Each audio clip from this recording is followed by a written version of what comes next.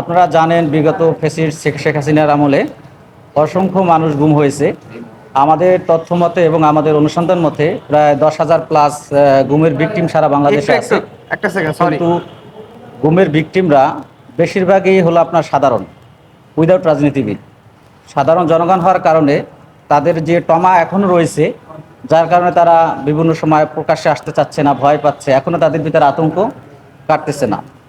আমরা জুলাই আগস্টের পরবর্তী সময় আমাদের ভয়েট নামে যে একটি সংগঠন প্রতিষ্ঠিত হয়েছে গুম ফেরত ব্যক্তিদেরকে নিয়ে। সারা বাংলাদেশে যত গুম ফেরত ব্যক্তিরা রয়েছেন তাদেরকে নিয়ে আমরা এই ভয়েট প্রতিষ্ঠানটি সংগঠনটি দাঁড় করাই এবং তাদেরকে আশ্বস্ত করি যারা রিয়ালি গুম হয়েছেন, যারা ভুক্তভোগী, যারা অত্যাচারী হয়েছেন, যাদের ক্ষতিগ্রস্ত হয়েছেন, তাদের অবস্থানগুলো, তাদের ঘটনাগুলো প্রকাশ্যে নিয়ে আসার জন্য। সেই লগ্নে আমাদের একাধিকবার, আপনারা জানেন যে আইসিডিতে আমাদের ভয়েটের মাধ্যমে প্রায় 150 প্লাস গুমের অভিযোগ দায়ের করা হয়েছে অতীতে। সেই ধারাবাহিকতায় আজকে আমরা 14টি অভিযোগ দায়ের করেছি এখানে। সেখানে আপনার একজন অতীতে এসপি আলেকুদ্দিন, ওনার বিরুদ্ধে প্রায় 14টি অভিযোগই ওনার বিরুদ্ধে রয়েছে এবং সাথে অন্যান্যদের তার সহযোগীদের বিরুদ্ধে অভিযোগ রয়েছে। আমরা একটা কথা এখানে মেসেজ দিতে চাচ্ছি, আমাদের ভয়েটে প্রায় 250 প্লাস ভিকটিম রয়েছে এখনও।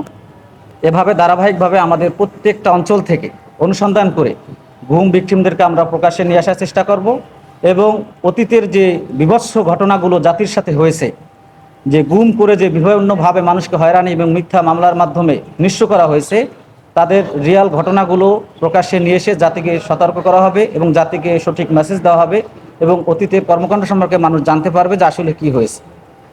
আজকে আমার সাথে মাসুদ গাজী ভাই নামে একজন ব্যক্তি রয়েছেন। তিনি গুম ভিকটিম, প্রায় 45 দিনের মতন গুম হয়েছেন। তিনি তার বাস্তব ঘটনাগুলো আপনাদের সামনে বলবেন। আসসালামু আলাইকুম। আমি মোহাম্মদ মাসুদ গাজী, পিতা মুক্তার গাজী, চাঁদপুর সদর, চাঁদপুর। 2019 সাল 14ই ফেব্রুয়ারি আমার টঙ্গী ইজতেমা থেকে বাসায় ফেরার পথে যখন আমি সদরঘাটে পৌঁছি, তখন কিছু লোক সিভিল ড্রেস, ওনারা আমাকে বললো, পথ আটকে বলতেছে, ভাই আপনার সাথে কথা আছে। তো বললাম, আপনারা কারা, কি কথা? তো বললো যে আমাদের সাথে একটু যাইতে হবে আমাদের অফিসে। বললাম, লঞ্চ তো ছেড়ে দিতেছে, লঞ্চে ওঠেন, কথা বলি। বলতেছে, না, আমাদের সাথে যাইতে হবে, আপনি এখন না, পরবর্তীতে বাড়িতে যেতে পারবেন। এটা বললো। ওরা এক প্রকার জোর জবরদস্তি করে আমাকে উপরে নিয়ে গেছে। আমার সাথে আমার তাবলিগের বেডিং ছিল, এমনকি টুকটাক দোকানের কিছু মালামালও ছিল। তো ওরা ওদের কাছে মালামালগুলো নিয়ে গেছে, আমার কাছ থেকে মোবাইলও নিয়ে গেছে, নিয়ে সিম কার্ড সাথে সাথে আমার সামনে সিম কার্ডগুলো খুলে লাগছে।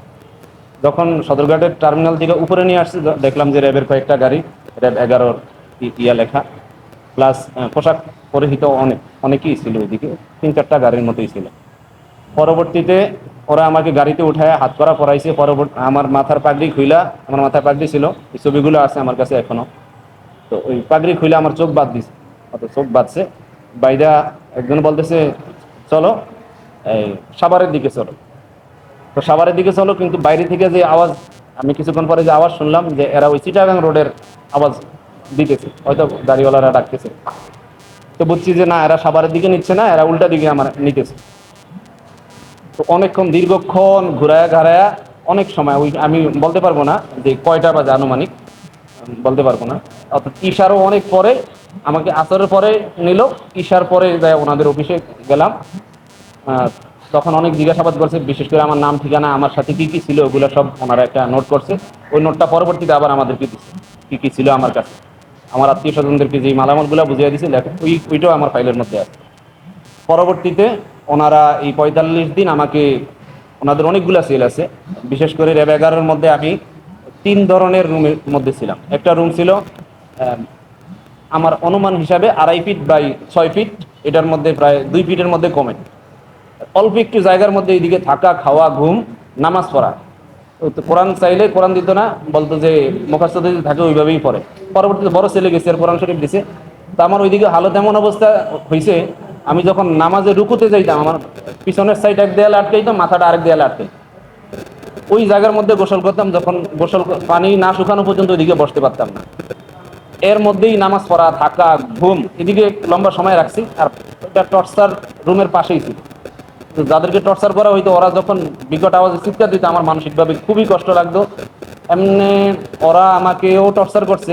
বিশেষ করে এই যে র্যাবের এসপি মশিউর নামের একজন ছিল, উনি আমাকে কারেন্টে শর্ট দিছে, দাড়ির মধ্যে হাত ধরে এইভাবে দাড়ি ধরে দিতেছে, তোর দাড়িগুলা কাইটালাম, তোর দাড়িগুলা কাইটালামও ক এই তুই কোন দলের সদস্য। তো বলতেছি যে আমার তো দেখলি না, আমি ইস্তেমা থেকে আসতেছি, দাওয়াত তাবলীগের মাঝে। কয় না, তুই এটা করস না, তুই অন্য কিছু কর। তো বললাম যে ঠিক আছে, আমি যদি অন্য কোনো কিছু করি আপনারা বইলা দেন। লম্বা সময় আটকে রাখছে যে বইলা দেন কি করি, তাইলে আমি ওইটাই বলবো। কইতেছে না, তুই তোরই কই তুই, এই আর কি। তো যাই হোক, এরকম লম্বা সময় 45 দিন পরে ওনারা আমাকে রাত্রে প্রায় আনুমানিক আর কি 11:30 বা 12টার মধ্যে আবার গাড়ির মধ্যে ঢুকাইছে, অর্থাৎ উঠাইছে। উঠায়া এর আগে দিয়া করছে কি, এই 45 দিনের মাথায় ওনারা আমার যেই পাঞ্জাবিটা গায়ে ছিল ওই পাঞ্জাবিটা আবার ফেরত দিয়ে দিছে। 3 দিনের সময় ওরা পাঞ্জাবিটা নিয়ে নিছে, পাঞ্জাবি পাজামা যা যা আমার কাছে ছিল ওগুলো নিয়ে গেছে। 45 দিনের মাথায় ওগুলো আবার আমাকে ফেরত দিছে, সামনে তাকাই। ফেরত দিছে। ওগুলো আমি আবার গায়ে দিছে। রাত্রেবেলা ওনারা নিয়ে গেছে আবার চোখ বান্ধা হাত করা লাগায় মাতুয়াইল, সম্ভবত মাতুয়াইল হসপিটালের আশেপাশে যে কোনো এক জায়গায়, আমার চোখ বাঁধা ছিল, ওইদিকে নিয়ে ওনারা খুব হই হুল্লোড় করতেছে। আমি বুঝলাম যে এনে কোনো ক্রস ফায়ার দিব কিনা। ভিতরে আবার 2-1টা লোক ভালো ছিল যারা এই র্যাবের এই সমস্ত কার্যক্রম পছন্দ করতো না। ওনারা আবার আমাকে এসে আশ্বস্ত করতো যে ভাই আপনি ভয় পাইবেন না, ওরা নিয়ে আপনারা নিয়ে একটা নাটক সাজাইব, নাটক সাজায় আবার এদিকে নিয়ে আসবো। তো তারপরে এগোরে বিশ্বাস হইতেছিল না, তো কারণ এরা কইতেছে একটা, কাজ করতেছে আরেকটা। তো যাই হোক, ওইদিকে নিয়ে হই হুল্লোড় কইরা আমার গাড়ি থেকে বের করে নাই, গাড়ির মধ্যে রাইখেই হঠাৎ করে গাড়ির দরজা খুলে বলতেছে তোমার নাম কি, নাম ঠিকানা জিজ্ঞাসা করলো। বললাম, বলার পরে ওরা উইঠা, আমি এটা গুম কমিশনেও বলছি যে অপারেশন সাকসেসফুল বইলা একজনে উইঠা আমার হাতে একটা বড় একটা ফল দিয়েছেন, ভাই একটু সাথেটা রাখেন। তো আমার তো ওই সময় চোখ বাঁধা ছিল, বড় একটা ফল দিছে, এটা পরে দেখছি। বলছিল আমি এটা হালকা একটু বেড়ে গেছি, আল্লাহ জানে এটা আবার বন্টম কোনো কিছু দিছি কিনা আল্লাহ জানে। যখন চোখ খুললো দেখলাম যে না, বড় একটা মালটা দিছে আর কি। তো পরে আবার ইয়াতে নিয়ে গেছে, 11তে নিয়ে গেছে। ওদিক থেকে পরের দিন সকালবেলা ছবি টবি তুইলা ইয়াতে নিয়ে গেছে। ওদিকে নেওয়ার আগে ওরা আবার হাতে ধরে মাপ চাইছে যে ভাই আমাদের উপরের কর্তৃপক্ষের নির্দেশ, এই জন্য আপনাদের সাথে এমন করা, তো মনে কষ্ট নিয়েন না, বদদোয়া দিয়েন না। এটা বইলা আমার নিয়ে গেছে আর কি জজ কোর্টে বা কোর্টে আর কি নিয়ে গেছে। ওদিক থেকে ওনারা আবার যখন আমি ম্যাজিস্ট্রেটে বললাম মহিলারে যে ম্যাডাম এরকম এরকম ঘটনা, ওরা তো আমার সাথে এই আচরণ করছে। নেওয়ার সময় আবার একজনে শিখিয়ে দিয়েছে যে তোমার ওইদিকে গেলে নাম তো ঠিক আছে, বয়সটা ওরা ব্যতিক্রম করছে। আমার ওই সময় বয়স ছিল 33, ওরা দিয়েছে 36। তা আমরা যখন জিজ্ঞাসা করলো তোমার বয়স কত, বললাম 33। বলতেছে যে এনে তো 36 লেখা, তুমি যা 36ই বলবা। আর তোমার ধরছে কোন জায়গা থেকে, বললাম যে আমার এই সদরঘাট থেকে আনছে। বলতেছে না, সদরঘাট থেকে না, বলবা যে মাতুয়াইল থেকে। বললাম তো আমার মাতুয়াইল থেকে তো আনে নাই, আনছে তো সদরঘাট থেকে। যেদিক থেকে আনুক, যেটা বলছো এটাই কইবা। পরবর্তীতে আবার বললো যে এই আর কি ধরছে কবে, তো বললাম তো প্রায় 45 দিন হইলো। বললে না 45 দিন না, বলবা গত রাত। যদি না বলো তাইলে আবার তোমার নিয়ে এসে আবার রিমান্ড দেওয়া হবে আর কি। তা আমার মনে মনে একটা ছিল, আমি তো সত্যের উপরে আছি, আমার এনে কোনো মিথ্যার কোনো কিছু নাই, এরা এমন কোনো কিছুও দেখাইতেও পারে নাই। আর কি হইবে, আমি ম্যাজিস্ট্রেটের সামনে যাই সত্য বলবো। ম্যাজিস্ট্রেটও বললাম, কিন্তু ম্যাজিস্ট্রেটও বেশি একটা গুরুত্ব দিল না। উনি বলতেছে যে কি করার, আপনার নাম তো এজাহারের মধ্যে আছে। আমি বলতেছি ম্যাডাম আমি তো এজাহার সম্পর্কেও জানি না, কারণ যেহেতু এই মামলার সাথে আমি জড়িত না, বা মামলার মধ্যে কোনো সময় এরকম পেরেশানির মধ্যে পড়িও নেই। পরে এজাহারের মধ্যে দেখলাম শুধু আমার নাম মাসুদ গাজী লেখা, পিতা অজ্ঞাত, ঠিকানা সবকিছু অজ্ঞাত। যাই হোক, উনি 3 দিনের রিমান্ড দিল, আবার জেলখানায় পাঠিয়ে দিছে। এই জেলখানা অভিযোগটা হলো যে আমাকে ইস্তেমা থেকে ওরা যে অভিযোগটা দিছে, ওরা অভিযোগ দিছে 2018 সালের সম্ভবত শেষ দিকে বা কোন জায়গায় কোন একটা সময়, অর্থাৎ আমি এবং আমার সাথে নাকি আরো অনেক ছেলেপেলে মিলা আমরা নারায়ণগঞ্জ কি সম্ভবত সিদ্ধিরগঞ্জের কোন একটা এরিয়ার মধ্যে একত্রিত হয়েছি নাশকতার উদ্দেশ্যে। অথচ এটার ন্যূনতম একটা হলো যে আমি এদেরকে চিনিই না, ওই যে ছেলেদের সাথে আমরা মিলাইছি, একটা হলো ওদেরকে চিনিই না। পরবর্তীতে আরেকটা ঘটনা হইলো যে যখন 5 তারিখের পট পরিবর্তন হয়েছে, আর র্যাবের যে এসপি আলেপ যে আমাকে সর্বপ্রথম ওই ইয়ার মধ্যে আঘাত করছে, আমার 2 কানের মধ্যে থাবর দিছে। এই মশিউর যে এসপি মশিউর, উনি আমার বাম হাতে ওই যে কারেন্টের ব্যাট শট আছে না, ওগুলা দিয়ে অনেকগুলা শট দিছে, এমনকি আমার উল্টাভাবে ঝুলাইও পায়ের তালুতে মারছে যে আমরা যা বলি তা স্বীকার করো বা বলো। তো এদের আবার ওই যে যেটা বললাম, ওদের মধ্যে কিছু কিছু লোক ভালো ছিল, ওরা পরবর্তীতে আইসা আমারে বলতো যে ভাই ওরা যত কথাই কোক আপনি কিন্তু স্বীকার করবেন না, এরা আপনারা ফাঁসিয়ে দিয়া তারা উপরের পদ নেওয়ার চেষ্টা করবে।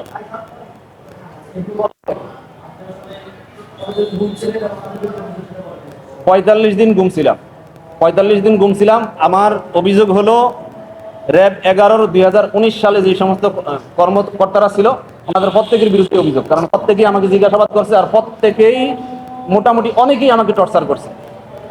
আর এর মধ্যে উল্লেখযোগ্য হলো যে র্যাবের এএসপি আলেফউদ্দিন, মশিউর, এই দুইজনকেই আমি চিনি। হ্যাঁ, এই দুইজনকে আর কি আমি চিনি, এছাড়া অন্যদেরকে হয়তো চেহারা দেখলে চিনবো, এমনি বলতে পারবো। এখন আমি তাদের বিচার চাচ্ছি, যাতে করে আর পরবর্তীতে আর কেউ এরকম কোনো নিরীহ মানুষকে ধরে নিয়ে মিথ্যা অভিযোগে অভিযুক্ত করে জেলে না দেয়, মানুষ যেন এরকম নির্যাতনের শিকার না হয়। এজন্য আমি ওনাদের শাস্তি চাচ্ছি আর কি।